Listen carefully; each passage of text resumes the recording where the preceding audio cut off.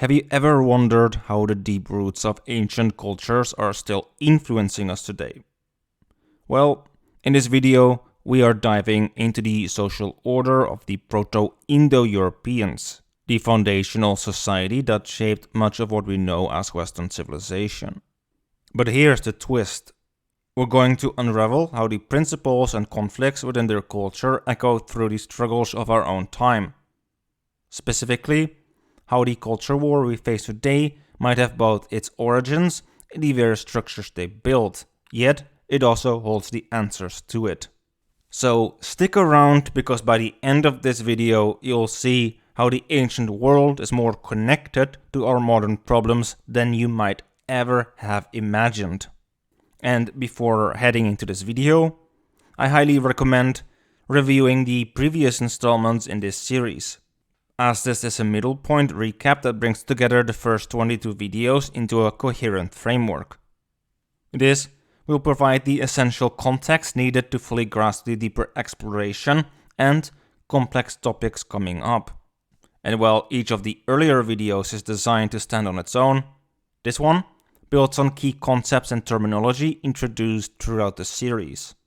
And in the earlier videos we delved into topics like the Jungian psyche, archetypes, the role of the shadow, the symbolism of Proto-Indo-European culture, and how these themes play out in mythological stories such as the Wild Hunt, and the role of female archetypes like Artemis and the Sovereignty Goddess.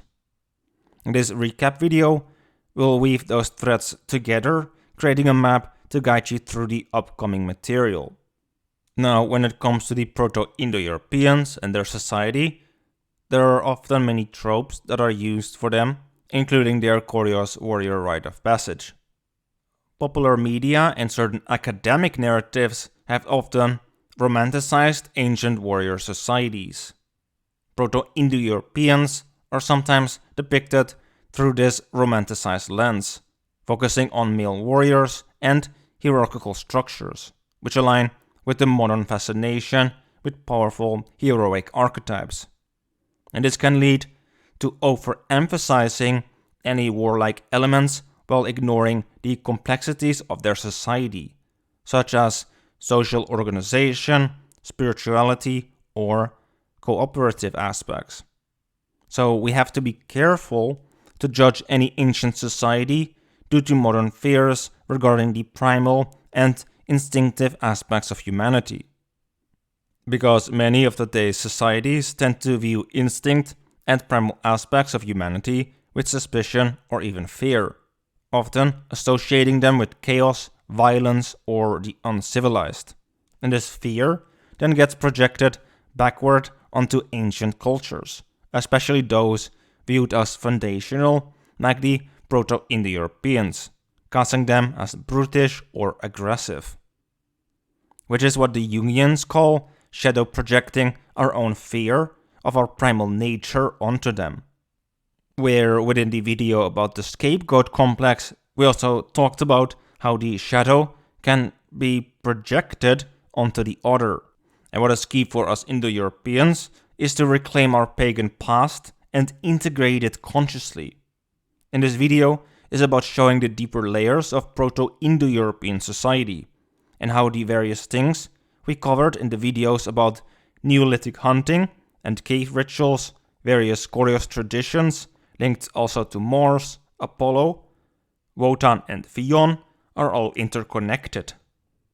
All of this linking deeply to the Sovereignty Goddess, who would oversee these rites of passage. What we can call, from a Jungian lens, individuation rites, or really spiritual and psychological growth rites. And the thing is that the Proto-Indo-Europeans embraced instincts and primal energies in ways that were not only constructive, but also deeply sacred. The Sovereignty Goddess, for example, shows how instinct and nature were woven into their ideals of rulership and governance. Instinct wasn't something to be suppressed, but to be harmonized with, honored, and integrated. So their myths and rituals guided them to live with a sense of reverence for both their inner drives and the natural world, a concept that runs contrary to the modern fear of primal aspects as forces to be subdued. They didn't shy away from the complexities of life or try to divide the world into good and bad in the way we often do today. Instead, they created myths, deities, and rituals that acknowledge both light and shadow, life and death, instinct and intellect, all as essential. Interconnected parts of the human experience. And a main part of their worldview was the idea of death and rebirth, connected to the cycles of nature and life itself. In many ways, they can remind us that instinct isn't something to fear, but something that, when honored and understood, can lead to wisdom and connection to the greater whole, which we will go into deeper within this video. And a lot of this I base on the larger foundation of myths ranging from Celtic, Greek, Roman, Vedic, and Germanic mythology, to reconstruct what I will now talk about within this video regarding their mythological foundations regarding society.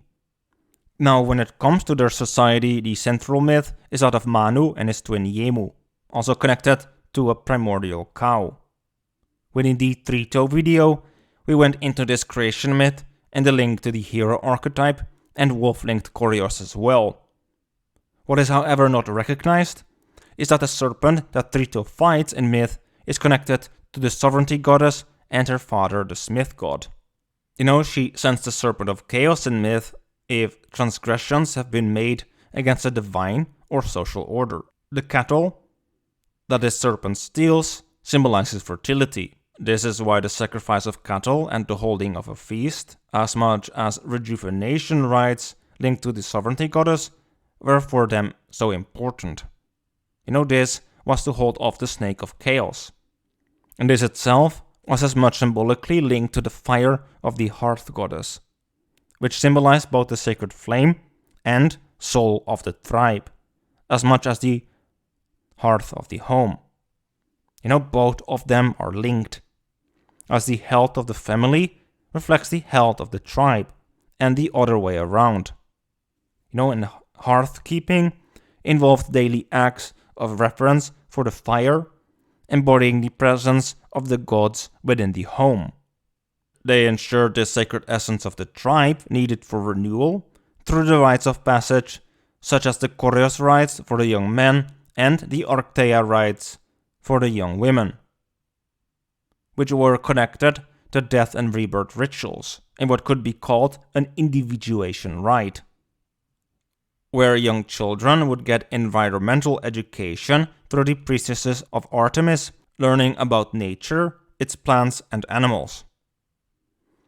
And this Artemisian hunter's code further demanded respect for animals and plants and allowed the killing of game only when necessary for human sustenance.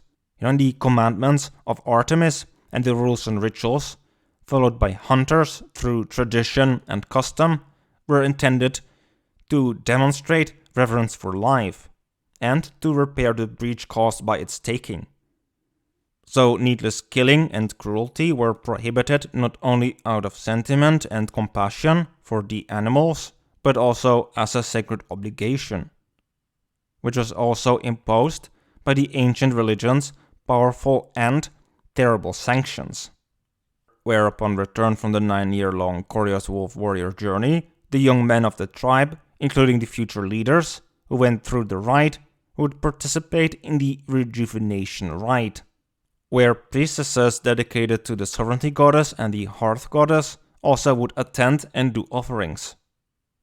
In this rite, they went into a cavern, symbolizing the underworld, and returned from it, connecting them with their ancestors, whilst through their return and sacred rites bring renewal to the tribe. And this rejuvenation rite, overseen by the sovereignty goddess, was connected to the wolf priests, the mentors of the Koryos. And for them, wolves being seen as creatures of the twilight hours between day and night. And on the wolf is also for them associated with the very kindling of light and a hazardous time, the new beginnings and also the last hours. That's because wolves for them were liminal creatures that symbolized transitions between youth and adulthood, between life and death, and the warrior's journey itself symbolized a movement through these realms. With the leader of the Koryos in myth connected to figures such as Apollo or Mars Quirinus in later myths, being tied to their mother, the sovereignty goddess, who is also connected to the underworld, as much as the Koryos was also connected to the sovereignty goddess's son Yimu, the lord of the underworld, or her daughter Yami, which is Artemis in Western Proto-Indo-European cultures. So in this ritual they sacrificed cattle, whilst the priestesses offered barley cakes to a snake that dwelt in the cavern. And this was to ensure the successful return of the Koryos and their symbolic bringing of renewal, next to their reintegration into the tribe. For both the Archaea with their sacred bear dance and the Koryos with their wolf rites, this reintegration after this ritual of death and rebirth was eventually finalized through marriage and the idea of the hieros gamos for future leaders, where within ancient Proto-Indo-European society, men and women were barred from marrying until they went through the rites and successfully returned. These rites starting when they were 12 to 15 years old, when starting training and being finalized around 21 to 24 years of age, led by the wolf priests for the Koryos and the bears of Artemis for the young Arctoi. And these young men and women returned to their communities after experiencing the wilderness and encountering the primal and emotional aspects of themselves. And these rites were both also connected to the sovereignty goddess, mother of figures such as Apollo and Artemis. The sovereignty goddess played a key role in overseeing this process of rejuvenation and death and rebirth, guiding the youth through the process of going into the underworld and returning back from it, where the goddess also guided outcasts and scapegoats back into society, next to liberating and empowering them. With this, the sovereignty goddess is not just a goddess of horses and cattle, sovereignty, magic and fate, war and protection, transitions and serpents, motherhood and childbirth, water and the underworld, but she is in the deepest sense the goddess of the social order of the tribe and the balancing of nature and civilization.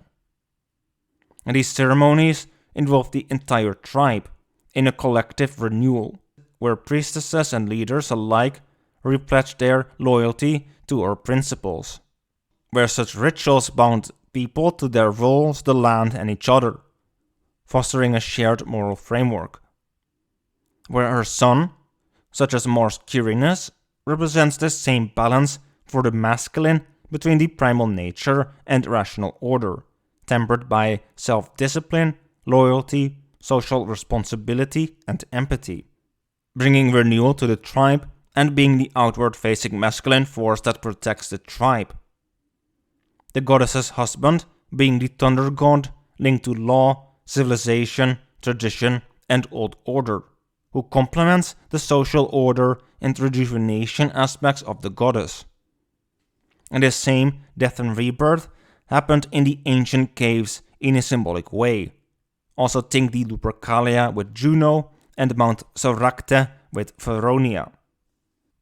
And for the Proto-Indo-Europeans, the snake of chaos would appear if the social order was in imbalance, or the sovereignty goddess was disrespected in another way. This for them manifested through plagues, social unrest, corrupt leadership, or other societal ills, meaning that the king was no longer fit to rule, as he was no longer whole, and the goddess withdrew her favor. Symbolically, in myth then, being wounded or missing a limb, or being wounded at the phallus, signifying the loss of fertility and vitality of the tribe. In later Arthurian myth, the sovereignty goddess was objectified and became the Holy Grail, who left the Grail King's castle due to such wounding, where only a true and virtuous knight could restore it. In the Arthurian myth, this being Percival, who grew up without a father in the land of the mothers, being himself tied to nature and instinct.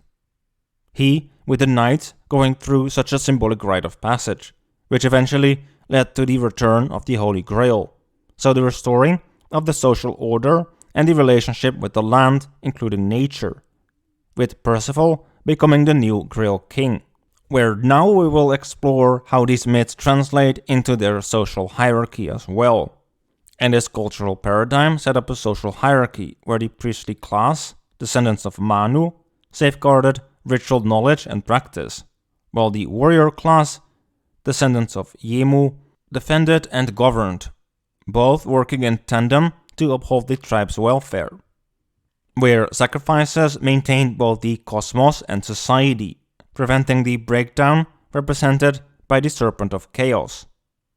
And the sovereignty goddess also played a crucial role as protector of tribal harmony, which made her the upholder of social contracts, ensuring leaders ruled with integrity. And if a leader violated this sacred order or failed to embody virtues like justice, restraint, and strength, they risked losing her favor, a metaphysical justification for dethroning unfit rulers. And it manifested when the relationship with the sovereignty goddess became imbalanced, often due to corruption, misuse of power, or neglect of tradition, where Proto-Indo-European society was generally divided into distinct societal roles that were viewed almost as castes. And these roles were often understood as divinely ordained, embodying archetypes that reflect core societal values. Priests and poets were the spiritual and intellectual class. In this group maintained the spiritual order, performed rituals, and ensured that mythic knowledge was passed down through the generations. Poets and bards, particularly, were revered for their ability to preserve history and cultural lore through verse, which was memorized and recited to reinforce collective identity and values. So they served as both storytellers and historians, ensuring that each generation knew its lineage, myths, and heroic ideals. And the poets and bards were central in establishing and maintaining the mythological and ethical order. So through storytelling, they acted as both moral teachers and social commentators, embodying the community's conscience, basically. Where bards recited epic tales of gods and heroes, which illustrated the consequences of disrespecting divine law or social order, thus reinforcing social norms. Where through satire, praise, or cautionary tales, poets could gently criticize leaders or inspire them, reinforcing the legitimacy of just rulers and questioning those who fell short.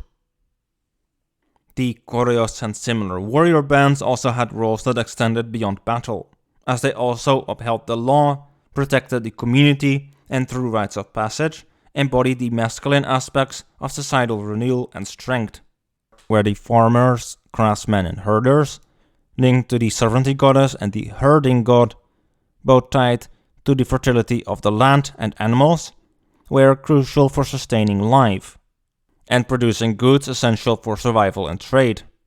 And their work was seen as directly blessed by divine forces and essential to the community's survival. Where Proto-Indo-European settlements themselves were often organized around a symbolic center, sometimes marked by a hearth or temple, dedicated to the tribe's patron deity, such as the hearth goddess.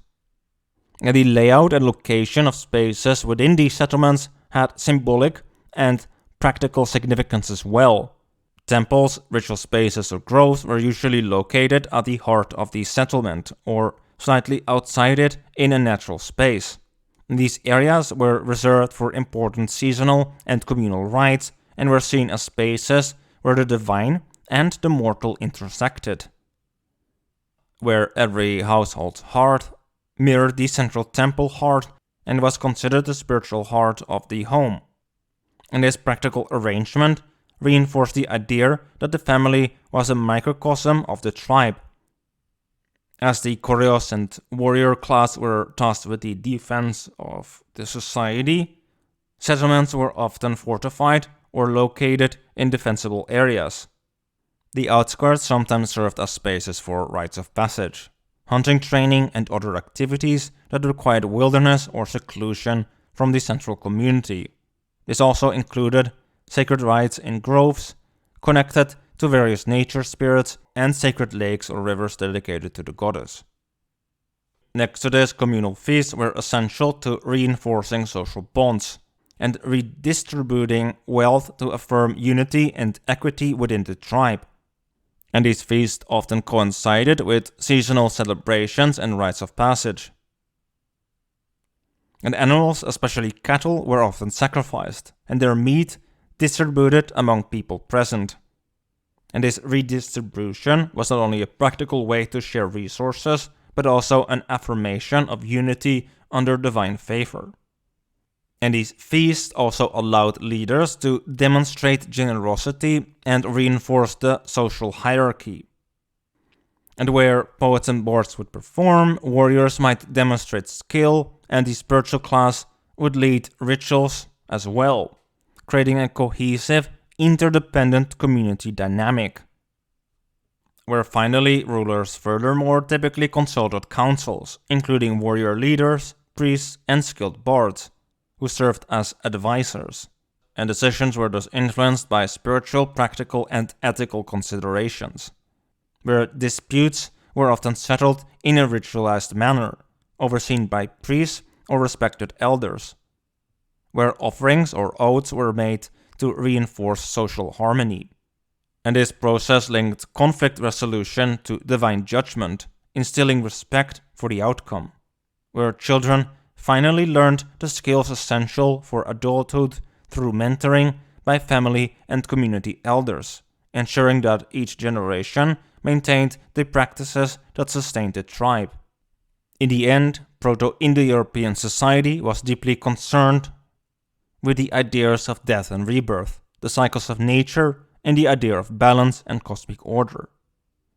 They created elaborate rites and myths to encode their wisdom into it, to teach their descendants, but also to ensure their well-being and prosperity, as the well-being of the youth directly was connected to the well-being of the tribe and the future of it. And if the social order would become corrupt, and as such the leaders, then the future of the tribe and its vitality was at stake, which very well could mean its collapse. And then the snake of chaos they kept at bay with their rites would have been a full-blown dragon. Though of course, they like any ancient society also fought wars with other competing tribes. Where over time, many of the rites became more and more disconnected from their ancient roots, and the sovereignty goddess's role, became more and more disconnected from nature. The ancient rites becoming first more tied to the wealthy and leaders, where finally they became ancient rites that, for instance, the Romans no longer understood, fading into obscurity, and only being preserved in the ancient mystery schools, such as in Orphism, but also in the Celtic myths of King Arthur.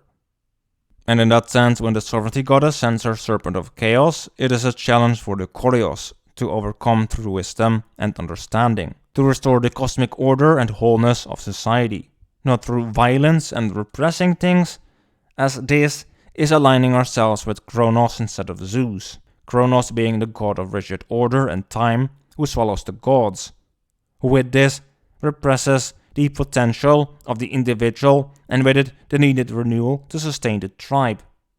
In that sense, Wotan and the Koryos work with Holda, and Holda sometimes challenges them, but also works with them.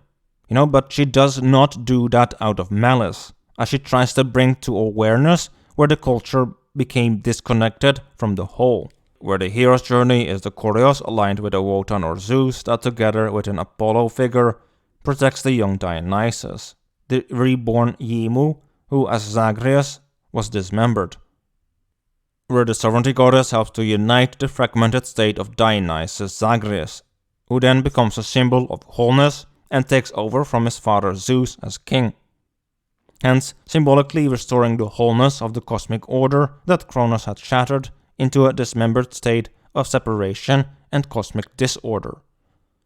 Zeus being the transitional deity, who rules whilst the cosmic order is being restored. And the thunder god in Proto-Indo-European mythology is often associated with the sky, storms, law, order, and the protection of the social and cosmic order. And he is a prominent figure in many Indo-European traditions, such as Zeus, Thor, Perun, Indra, and Taranis. And he is a guardian of Urta, cosmic order, and the force against chaos. And he battles adversaries that threaten the balance of nature and society, such as serpents or dragons, which represent chaos and disorder. And this reflects his role in upholding the sacred contract between humans and the divine, ensuring societal harmony. And his weapon, typically a thunderbolt, hammer, or mace, think Thor's Mjolnir or Indra's Varya, represents his ability to strike down forces of chaos. And the thunder god is also tied to rain and storms, crucial for agricultural fertility, where his thunder and lightning fertilize the earth, making him a life-giving force. And he further embodies the ideal warrior and king, representing strength, courage, and fairness, where as a lawgiver, he enforces justice and ensures rulers adhere to divine laws. Where in myth, the thunder god is often portrayed as the consort of the Serpent goddess, complementing her role as the guardian of fertility, transitions, and the tribe's spiritual essence. And while she oversees the cyclical nature of life, death, and renewal, the thunder god ensures that the framework of laws and order remains intact. Next to this, the herding god represents a more pastoral and nurturing aspect of Pi worldview, embodying the relationship between humanity and domesticated animals, particularly cattle. And this deity is central to the sustenance and prosperity of the tribe and often overlaps with fertility and wealth. The Koryos was also dedicated to him as well. Think also with the Lupercalia and Faunus, where the wolf priests were dedicated to both him, Jupiter, and Juno. And livestock, particularly cattle, were considered sacred wealth in Proto-Indo-European societies. The herding god ensures that the tribe respects the divine connection to animals, emphasizing balance between use and reverence, and is often linked to abundance both in terms of livestock and the fertility of the land, whereas blessings ensure the tribe's survival through food, trade, and ritual offerings. And in that sense, the herding god serves as a counterpart to the sovereignty goddess in her role as a nurturer and protector of fertility. And while she oversees the land and its cycles, the herding god ensures harmony between humans and their domesticated animals. And where the thunder god embodies the outward-facing masculine energy of protection and enforcement, the herding god represents the inward-facing energy of nurturing and stewardship.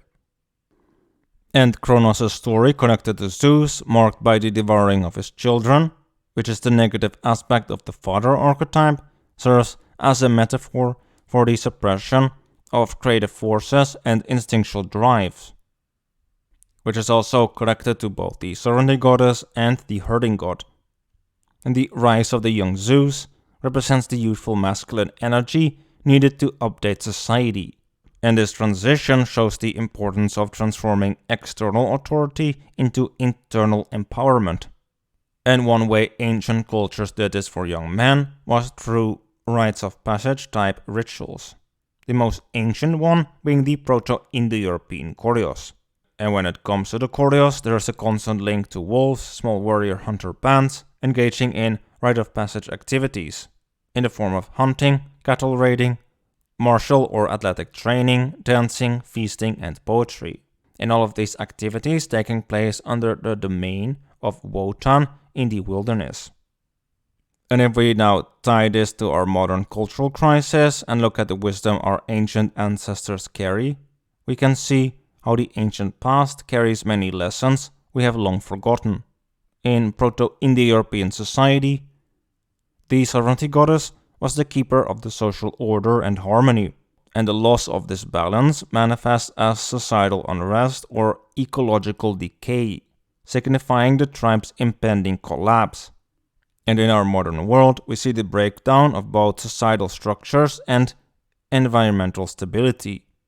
The culture war, in that sense, is a reflection of deeper imbalances, where human relationships with each other and the natural world have been fractured. And this is the fragmentation of wholeness, which also directly ties into the rigid, dualistic notions modern society has regarding order and chaos, the masculine and feminine, next to light and shadow. Next to the lack of rites of passages for men and women to go through to integrate their shadow and primal nature. Yet also, in the deepest sense, regarding gender, both the masculine and feminine have their creative and renewing side as much as their destructive side. Yet creation and destruction do not have to be at odds with each other, as renewal is an act of creative destruction, which tears down to create something new and updated, tied to the deeper truths of existence. Something modernity and even our traditional culture has lost touch with, as if they would be in touch with it, we would not be in the mess we are in now, nor would it have gotten to the point it has. That's why going back to old traditions without trying to update what we lost and cause this breakdown to occur only means that long term we just end up back to this exact state again. Much like how the authoritarian regimes in World War II tried to repress everything. The exact same thing that we're dealing with now. And within a matter of decades, we are back to the state before the repression. We're now an attempt at the repression is happening again. But this is clearly showing that repression is not working. We would just prolong the inevitable collapse. Only a renewal and reconnecting with the deeper truths even our traditional institutions have lost can avert the collapse to come. Regression to the past only will hasten our demise. The only path is forward, and to integrate the wisdom of our Proto-Indo-European ancestors into the future. And rather than engaging in endless debates that deepen polarization, the hero's journey calls us to rise above the conflict, to discover our authentic selves beyond labels, and to bring healing to the divisions that we see as permanent. And that's the ancient wisdom that we lost. And regarding the hero's journey and the wisdom of our ancient past, this also links to our youth. As much as our youth is without fixed possessions and searching for a place in the world, struggling in a world of chaos, feeling overwhelmed and disempowered in the modern world, we can also see this with the Fianna, how they were not yet part of the Tuat, meaning assembly, who were the property-owning members of the tribe.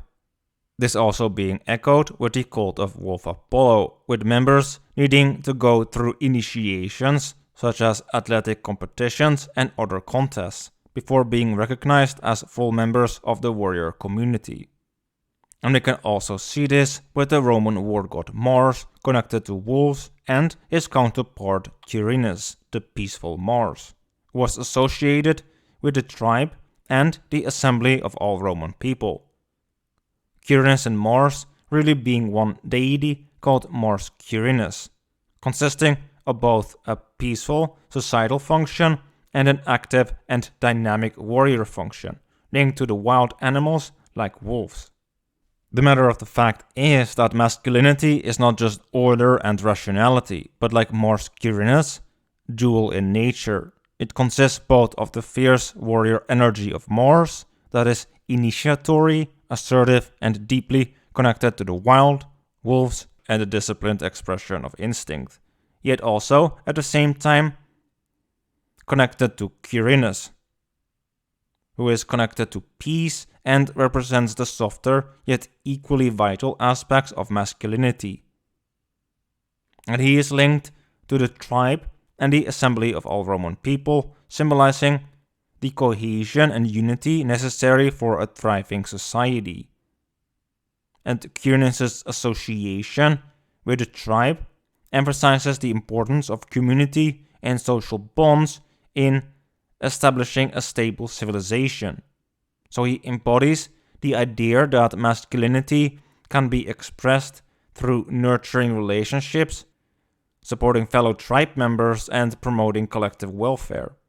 And this aspect of Quirinus serves as a reminder that a strong society is built on cooperation, empathy, and mutual support rather than solely on individual assertiveness and competition. We can think with this also that the assembly of the Roman people, linked to Quirinus, represents the democratic and civic ideals that are crucial for the functioning of civilization, and especially our Western modern civilization. Apollo similarly is the master of the wolves and the Koryos, yet he also takes a wolf form, as does Zeus and Pan. And at other times, he sends a wolf as his envoy, for which a massive wolf was erected before his temple at Delphi. And as a wolf, Apollo, for instance, destroys the Telchines of Rhodes, by which he is called Telchinios, associating the wolf with violent winds and storms that can be just as damaging on crops as wolves are to livestock. And this connection to storms is also echoed in the ancient Koryos connection to the thunder god, where Apollo, as the wolf god, is the god of destructive forces of nature, but also the god who is merciful when it comes to those forces. So his role is not just of death and destruction, but also creation and renewal. And in this form, Mars and Apollo, with their Koryos, are also the protectors of the tribe against external threats. So if a tribe would come to dominate and conquer, they would fight them to defend the tribe from the imbalance caused to the cosmic order. Where Nyx is a figure who holds a scepter of power and gives it to Zeus and later to Dionysus. Where Artemis is the daughter of the sovereignty goddess and sister of Yemu, so Dionysus, originally, in a Proto-Indo-European sense. And her Archetypes rite, with the help of Dionysus and the sovereignty goddess, is a female version of the hero's journey. And we can see this also with Bendis, who is connected to Dionysus as well, Bendis being another form of Artemis. And all of this is intertwined, where the Koryos, in that sense under Wolf Apollo of the Twilight, are the ones who unite order and chaos into one, a force of renewal that holds the power of creation and destruction, as much as Odin does too. And our pagan ancestors knew how to harness it for renewal, something that we lack. Which is why we're stuck with the progressives versus conservatives. And the pagan answer was the rite of passage and hero's journey, internally within each individual. And this entire series that I've been creating has come about out of a very long journey that I've been on. One that's been a decade long, with the last 3 years going through a more, practical experience of this hero's journey in an internal sense. So I'm not only talking from theory, but also from experience. And what I thought was the beginning. So we can finally bring this cycle to an end, to once more release Nyx from her imprisonment, and with the wisdom she represents, help bring back what has been long lost.